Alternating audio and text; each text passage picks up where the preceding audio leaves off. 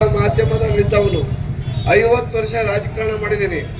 ಯಾವಾಗಲೂ ಕೂಡ ಯಾವುದೇ ಒಬ್ಬ ಪ್ರಧಾನಮಂತ್ರಿಯನ್ನ ಮುಖ್ಯಮಂತ್ರಿಯನ್ನ ಹೊಸದಾಗಿ ಬಂದಾಗ 2 ವರ್ಷಗಳ ಕಾಲ ಆತನ ಪರವಾಗಿ ಮಾಧ್ಯಮಗಳು ಕೆಲಸ ಮಾಡ್ತೇವೆ, ಚೆನ್ನಾಗಿ ಮಾಡು ಅಂತಂದೇಳಿ.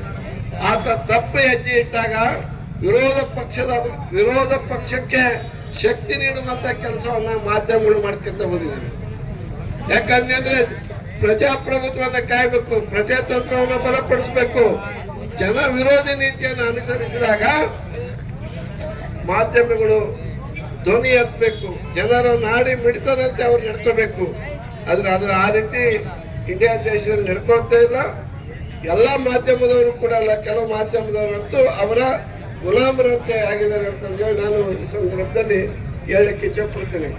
ಬಂಧುಗಳೇ, ರಾಹುಲ್ ಗಾಂಧಿ ಅವರೇನೋ ಬಹಳ ಕೆಚ್ಚದೆಯಿಂದ